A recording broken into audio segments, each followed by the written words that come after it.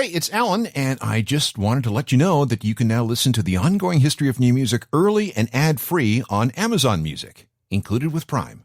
Back in the days of Elvis, rock was a pretty singular thing. But from that point on, things began to get complicated. Over the decades, rock music has cleaved and separated and stratified into a million different subtypes. Punk, metal, prog, country rock, industrial, grunge, krautrock, emo. You know what I mean. Each subtype, and even each sub-subtype, or even sub-sub-subtype, has a specific appeal to a certain audience. This gives rise to an equal number of rock-related subcultures, or sub-subcultures, or even sub-sub-subcultures. Some of these subcultures come and go. They have a lifespan that corresponds to a particular musical trend, and once that trend runs its course, the subculture it spawned withers and dies. It happened with New Wave back in the late 1970s and early 1980s. Anyone still into rockabilly? Hey, even grunge is gone, although its echoes remain. But then there's goth. Goth rock began as a spin-off from the British punk of the 1970s and became quite the rage by the early 1980s. But unlike a lot of rock-based subcultures, it did not wither and die. Instead, it spread and got stronger. Its influence began to extend beyond just music. It crept into film and fashion and television and literature and every corner of pop culture. It is really, really fascinating. But goth can also be very misunderstood. I mean, let's face it, the look and sound of goth can be a little scary and intimidating to the uninitiated. And just like every subculture, it's the crazies, the extremists, that bring a bad name to everyone. And that is just wrong. This is Understanding Goth, Part 2. This is the Ongoing History of New Music podcast with Alan Cross.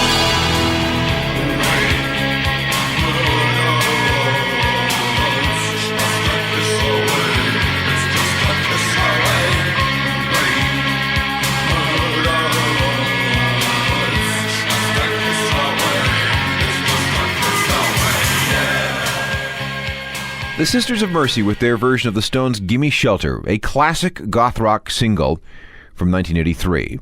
The singer is Andrew Eldridge. He's sometimes called the godfather of goth, and with a voice and delivery like that, you can see why.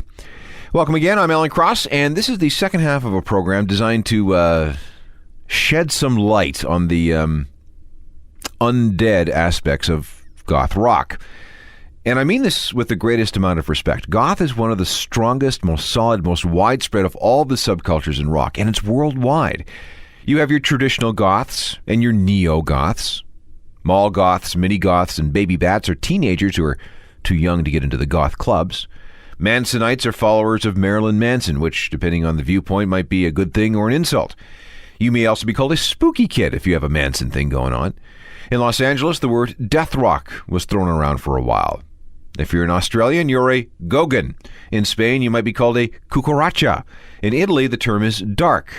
There are goth scenes in France and Belgium, Scandinavia, Russia, Japan, and New Zealand. In short, goth is pretty much everywhere you find rock music.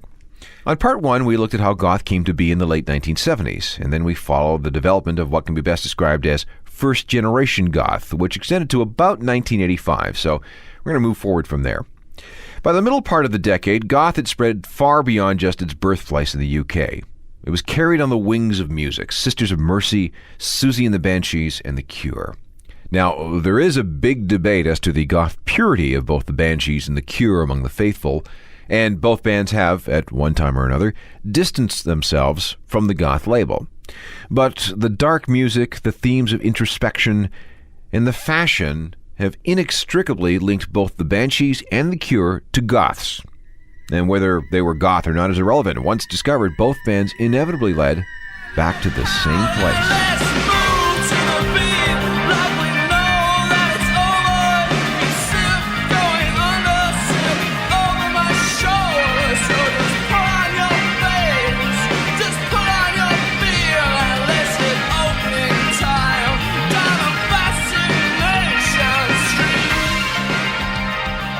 The Cure from 1989's Disintegration album. The bigger they got, the more they became the de facto face of goth. They might not have liked the goth classification, and some hardcore goths might disapprove of them being included under this umbrella, but let's face it, the goth scene probably would not be what it is today without Robert Smith, whether he wants to admit it or not. Goth also wouldn't be where it is today without David Bowie. Now, Bowie starred as a rather elegant vampire in a movie called The Hunger back in 1983. Now, this film was a big favorite among the goth kids, especially since it included a nightclub scene with Bauhaus performing Bela Lugosi's Dead. It's another example of how if you try hard enough, you will in some way always manage to link something back to David Bowie. All right, back to this idea of second-generation goth in the latter half of the 1980s. Along with The Cure and the Sisters of Mercy, Susie and the Banshees, and some immortal Bauhaus and Joy Division records, there were a series of other bands that, while not exactly big in the mainstream, were huge parts of the cult of the goth. This included The Mission, Fields of the Nephilim, Red Lorry, Yellow Lorry, Clan of Zymox, the March Violets, and a slew of others. One of my favorites was Dead Can Dance, a group that sounded like they were right out of the 16th century. I mean, how much more gothic can you get than a band that sounds like they were recording someplace in the 1500s? Some aspects of goth culture began to be formalized thanks to the spread of goth-themed magazines, the biggest of which was probably Propaganda. They're sort of a gay, softcore porn thing now, but it was a goth Bible for a while. Mainstream music publications, most notably The NME and The Face, both out of the UK, began to pay more attention, drawn largely out of the fashion sense of the whole thing. There's something really appealing and alluring about the goth look. And goth itself began to cleave and stratify as it found ways to adapt to different musical, cultural, and fashion environments. 4AD was a record label that specialized not only in goth, but in something closely related. In America, there was a label called Cleopatra, dedicated entirely to the scene. Germany saw a bunch of different goth labels pop up.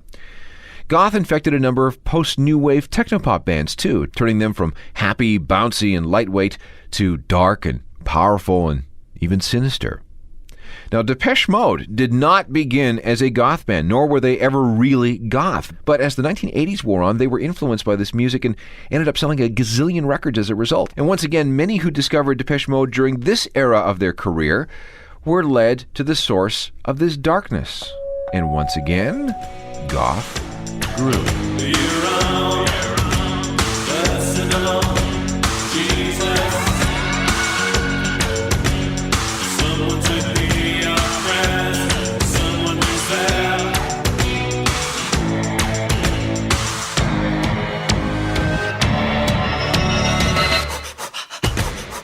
The next stage in goth's development came as the result of more cross-pollination, and this time it was with its close cousin, industrial music.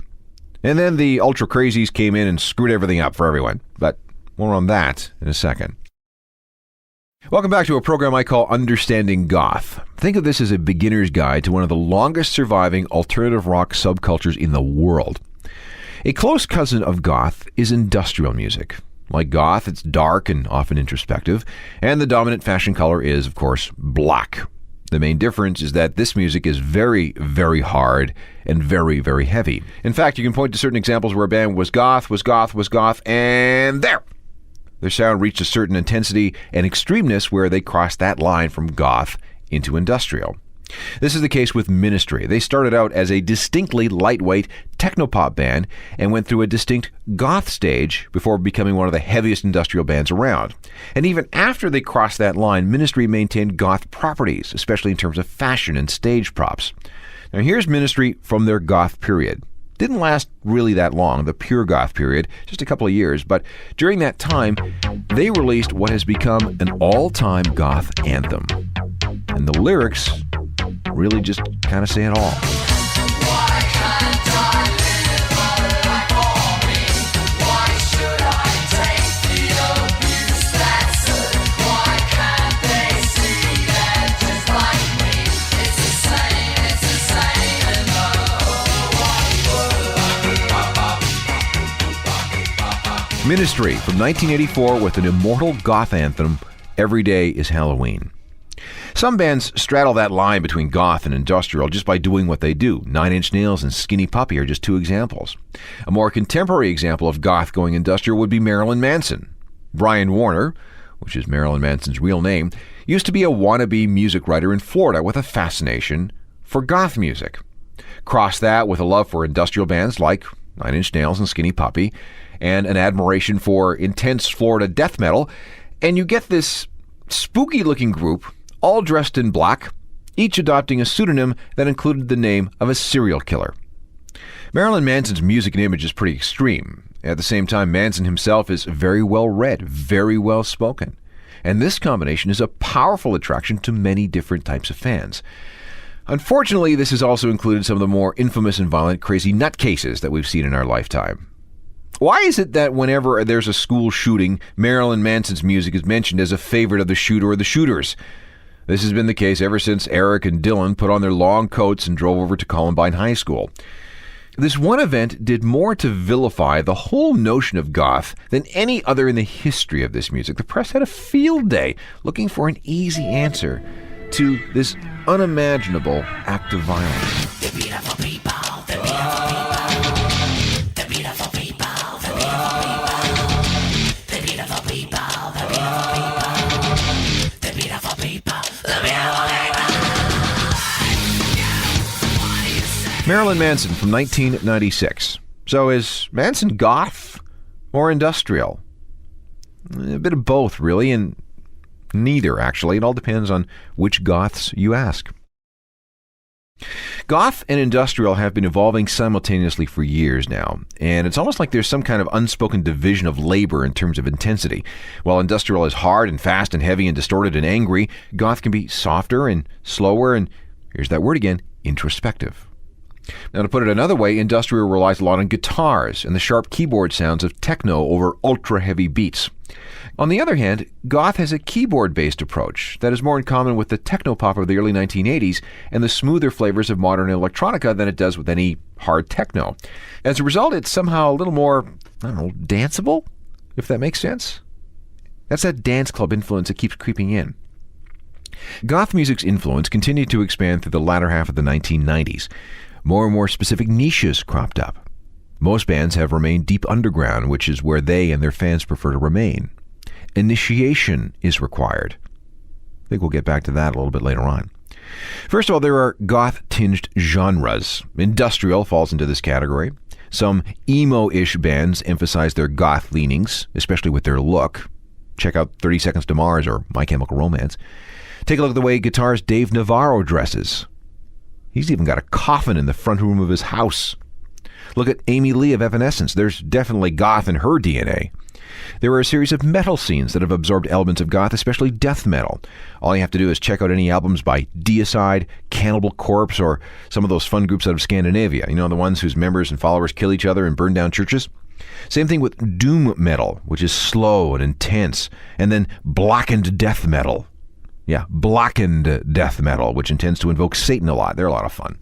And then there are the purists, the so-called death goths. These are the performers and fans that are faithful to the original musical, fashion, and lifestyle aesthetics first created at the end of the 1970s. And the guitar to these people, very important instrument. Bauhaus and Joy Division are big with these people.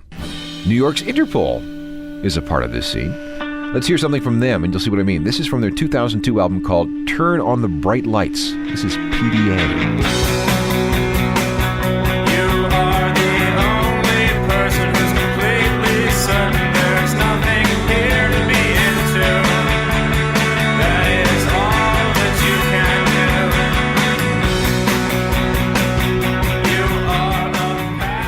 Interpol, one of the best known of the contemporary goth, or at least goth-ish bands that seek to keep alive the spirit of 1979. I want to play you something else. This is a group called the Dresden Dolls. They're a two-piece group out of Boston, and they look and sound like what might have happened had Susie and the Banshees been playing the cabarets in East Berlin in 1932. It's kind of sort of goth. Goth enough to be invited on tour with Nine Inch Nails, and they've certainly got that literate approach to music down pat. And for what it's worth, I really like this group. Let me play you something from a self-titled album from 2004. This is called Girl Anachronism. Great video with this. These are the Dresden Dolls. And you can tell from the full body cast that you're sorry that you asked, that you did everything you could like any decent person would, but I might be catching, so don't touch. Don't believe in you're immune to gravity and stuff. Don't get me wet because the bandages will all come off. You can tell from the smell at the state that the current state is critical.